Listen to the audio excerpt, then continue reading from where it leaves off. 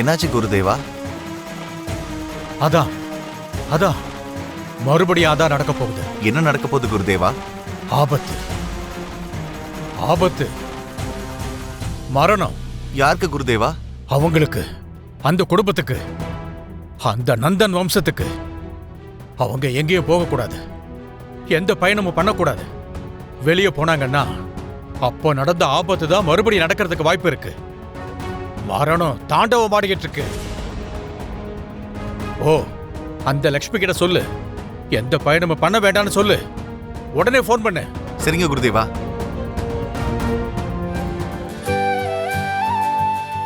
பார்த்தசாரதி ஐயா. வணக்கம் ஜெயதேவ் ஐயா. வணக்கங்க, ரொம்ப நாள் கழிச்சு வந்திருக்கீங்க. வாங்க, உள்ள வாங்க.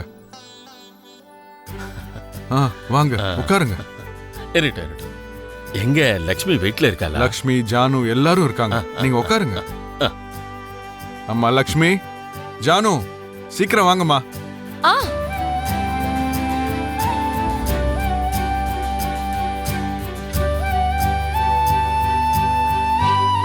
தாத்தா, எப்படி இருக்கீங்க? எல்லாரும் நல்லா இருக்கம்மா. நீ எப்படி இருக்கம்மா? நான் நல்லா இருக்கேன் தாத்தா. விவசாயம் தான் பண்ணிக்கிட்டு இருந்தேன். என்ன பயிர் போட்டிருக்கீங்க? இந்த முறை நெல்லு போட்டிருக்கேன். அதுல அந்த லக்ஷ்மி, எப்ப வந்தீங்க? எப்படி இருக்கீங்க? இவ்வளவு நாளைக்கு அப்புறமா தான் நாங்க உங்களுக்கு ஞாபகம் வந்தோமா? ஊர்ல எல்லாரும் நல்லா இருக்காங்களா? எல்லாரும் நல்லா இருக்காங்கம்மா.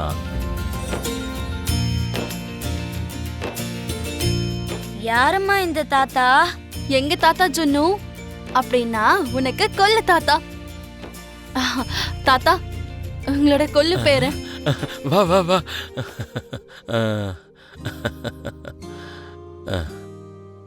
அப்படியே அவங்க அப்பா மாதிரியே இருக்காம்மா. அனாவசியமா மித்ரா கிட்ட திட்டு வாங்கிட்டிய மனிஷா. லக்கிய பத்தி எதுவும் பேசாத. இருங்க ஆண்டி, அதெல்லாம் இருக்கட்டும். நீங்க எதுக்காக இங்க திடீர்னு வந்திருக்கீங்க? அண்ணனோட பேத்திய பார்த்து ஒரு விஷயம் சொல்லிட்டு போலான்னு வந்தம்மா. அம்மா ஜானவி, உனக்கு கல்யாணம் ஆயிடுச்சாமே?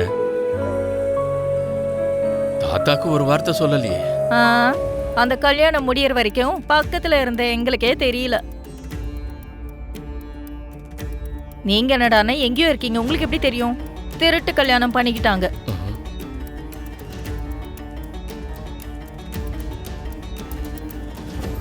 திருட்டு கல்யாணம் எல்லாம் ஒண்ணும் இல்ல தாத்தா. கோயில்ல முறைப்படி பண்ணிக்கிட்டோம். இவர்தான் என்னோட வீட்டுக்காரு. வணக்கம் தாத்தா. வணக்கம்பா. உங்க ஜோடி பொருத்தம் ரொம்ப நல்லா இருக்கு. சந்தோஷமா இருங்க. இப்போ உங்களுக்கு எப்படி இருக்கு?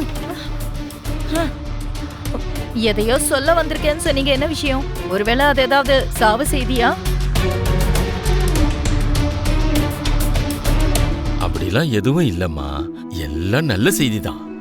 ரொம்ப வருஷத்துக்கு அப்புறம் எங்க ஊர்ல திருவிழா நடந்துகிட்டு இருக்கு. அண்ணனோட பேத்திங்க 2 பேருக்கும் கல்யாணம் நடந்துச்சுல்ல, ஊருக்கு கூட்டிட்டு போய் அம்மனோட ஆசீர்வாதம் வாங்கிக்கலான்னு நினைக்கிறேன். நானும் உங்க கூட சேர்ந்து அங்க வருவேன்னு அவருக்கு வாக்கு கொடுத்துருக்கேன். அப்படின்னா நீங்க வரலையா? நான் வரேன்னு உங்ககிட்ட சொன்னா வந்தா நல்லா இருக்கும் இல்லங்க? நான்லாம் வரமாட்டேன். உங்களை எங்க ஊர்ல இருக்க எல்லாருக்கும் ரொம்ப பிடிக்குங்க. உன் கூட வரணும்னா எனக்கு ரொம்ப கஷ்டம். நான் என்னங்க பண்ண? உங்க தாத்தா முன்னாடி நீ ஆக்ட் பண்ண மாதிரி உங்க ஊர்க்காரங்க முன்னாடி உன்னை காதலிக்கிற மாதிரிலாம் என்னால நடிக்க முடியாது. அவசியம் இல்லங்க, நீங்க என் கூட நார்மலா இருந்தாலே போதும். எனக்கு ஆபீஸ்ல நிறைய ஒர்க் இருக்கு, என்ன ஃபோர்ஸ் பண்ணாத. வேணும்னா உங்க ஆபீஸ்க்கு நான் லீவ் கொடுக்கறேங்க.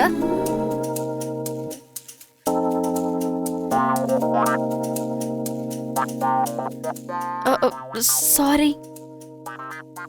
உன் லீவு எனக்கு தேவைப்படாத சேர்மன் அவர்களே. உங்க ஊருக்கு வரதுல கூட எனக்கு விருப்பம் இல்ல. அது இல்ல மித்ரா, நான் இன்னொரு விஷயம், ஊருக்கு உன் கூட ஜுன்னு வருவான், லக்கி வரமாட்டான். அவ இங்கே என் கூட இருப்பா. லக்கி எதுக்காக வேண்டான்னு சொல்றீங்க? அவ ஏன் பொண்ணு, ஏன் இஷ்டம். லக்கி எனக்கும் பொண்ணு தாங்க.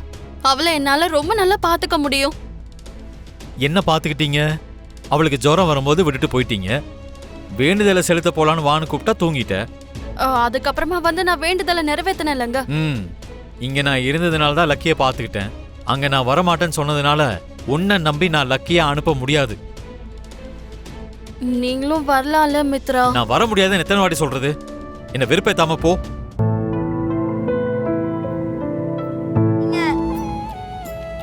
ஆஞ்சநேயா, நீயும் எங்க கூட சேர்ந்து எங்க சின்ன தாத்தா ஊருக்கு வரலாம்ல. எனக்கு வேற வேலை இல்லைன்னு நினைச்சிட்டீங்களா பசங்களா? எப்பவும் ராமநாம சொல்றது தவிர உங்களுக்கு வேற என்ன வேலை இருக்கு?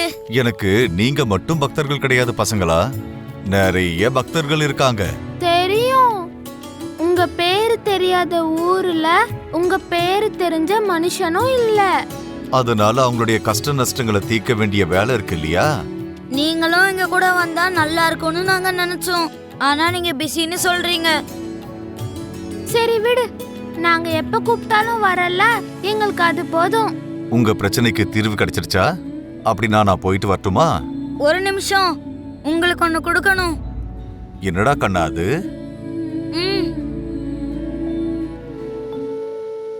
குழந்தைங்களா, உங்களுடைய முத்தம் என் ஸ்ரீராமருடைய அன்புக்கு இணையா இருக்கு.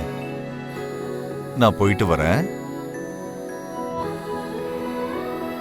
ஜெய் ஸ்ரீராம்.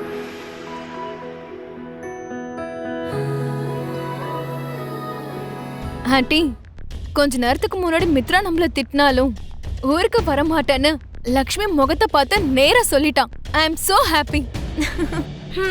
அத்தை திட்டினதுக்கெல்ல ஓரவத்தை சிரிச்சதுக்கு கவலையாம். இந்த பழமொழி உன் விஷயத்துல ரிவர்ஸ் ஆயிடுச்சு மனிஷா. மித்ரா உன்னை திட்டினதுக்கு இல்ல, லக்ஷ்மி கூட சேர்ந்து ஊருக்கு வரமாட்டேன்னு சொன்னதுக்கு சந்தோஷப்படுற. அவ்வளவுதானே ஆண்டி? என்னதான் இருந்தாலும் மித்ரா ஏன் ஆள். அந்த ஊருக்கு போக வேண்டான்னு நானே மித்ரா கிட்ட சொல்லலான்னு தான் இருந்தேன். என் மனச அவன் புரிஞ்சுக்கிட்டு அவனே லக்ஷ்மி கிட்ட போய் சொல்லிட்டான். சோ மித்ரா அந்த ஊருக்கு போக மாட்டான். ஆனா உங்க பையன் மட்டும் உங்க மருமகளோட போறான். அதெல்லாம் நடக்காது. அவன் நான் கிழிச்ச கோட்டை தாண்ட மாட்டான். ஓ, அதனாலதானா உங்ககிட்ட ஒரு வார்த்தை கூட கேட்காம ஜானு கழுத்துல தாலி கட்டினா